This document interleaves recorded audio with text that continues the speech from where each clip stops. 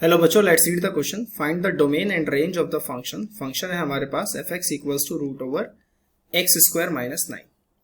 तो ये सवाल है बच्चों हमारे पास। इसमें हम सबसे पहले अपना की कॉन्सेप्ट देखते हैं।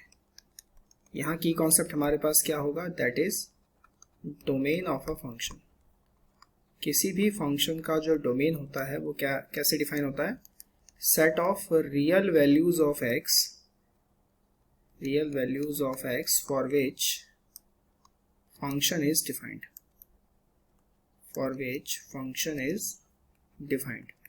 x की वो वैल्यूज जिसपे हमारा फंक्शन क्या हो, डिफाइन हो, उसे हम क्या कहते हैं? डोमेन कहते हैं। जैसे यहाँ पे हम अपना अगर fx देखें तो fx है हमारे पास एक्स स्क्वायर माइनस 9 का अंडर रूट। अब ये देखिए, जो रूट के अंदर है एक्स स्क्वायर माइनस 9, ये ग्रेटर देन इक्वल टू 0 होना चाहिए, क्योंकि ये नेगेटिव हुआ तो फंक्शन अनडिफाइन हो जाएगा, क्योंकि रूट के अंदर कोई भी नेगेटिव नहीं आ सकता। अब अगर इसके हम फैक्टर कर ले तो x plus 3 into x minus 3, this is greater than equal to 0।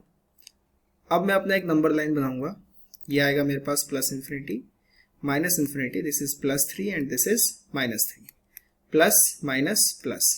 तो यहां से अगर हम देख पा रहे हैं कि x की वैल्यू किसको रिप्रेजेंट कर रही है? माइनस इन्फिनिटी से माइनस 3 यूनियन 3 से इन्फिनिटी। तो ये x की वैल्यू मैं यहाँ पे इस फंक्शन के अंदर में रख सकता हूँ। कहां से कहां तक? माइनस इन्फिनिटी से माइनस 3 यूनियन 3 से इन्फिनिटी तक, राइट। तो ये मेरा हो गया डोमेन। डोमेन ऑफ फंक्शन हमारे पास क्या हो गया? डोमेन ऑफ फंक्शन हमारे पास हो गया माइनस इन्फिनिटी से माइनस 3 यूनियन 3 से इन्फिनिटी। ठीक है, अब आगे चलते हैं, रेंज पे बात करते हैं। रेंज है हमारे पास range of a function. Range of a function, तो जो फंक्शन है उसको मैं y मान लेता हूं, x square minus 9 under root. अब यहां पे अगर मैं स्क्वायरिंग करूं तो y स्क्वायर क्या हो जाएगा? y स्क्वायर हो जाएगा एक्स स्क्वायर माइनस 9। तो यहां से एक्स स्क्वायर की वैल्यू क्या आएगी? y square plus 9। इसका मतलब ये हो गया कि x की वैल्यू क्या आ जाएगी? y स्क्वायर प्लस 9 इसका under root. This is the value of x। अब ये जो रूट के अंदर जो चीज है ये पॉजिटिव होनी चाहिए। अब अगर यहाँ पे आप ध्यान से देखेंगे तो y स्क्वायर प्लस 9 जो है वो ग्रेटर देन इक्वल टू 0 होना चाहिए। लेकिन मैं यहाँ पे आपको एक बात बताऊं कि ये भी एक पॉजिटिव टर्म है, ये भी एक पॉजिटिव टर्म है, तो ये तो हमेशा ट्रू होगा ही होगा। तो यानी यहाँ से मेरे पास y की क्या वैल्यूज आ रही है? y मैं यहाँ पे कुछ भी रख सकता हूँ। y यहाँ पे मैं क्या रख सकता हूँ? कुछ भी रख सकता हूँ। तो मुझे x की जो वैल्यूज मिलेंगी वो पॉजिटिव ही मिलेंगी। So y belongs to r।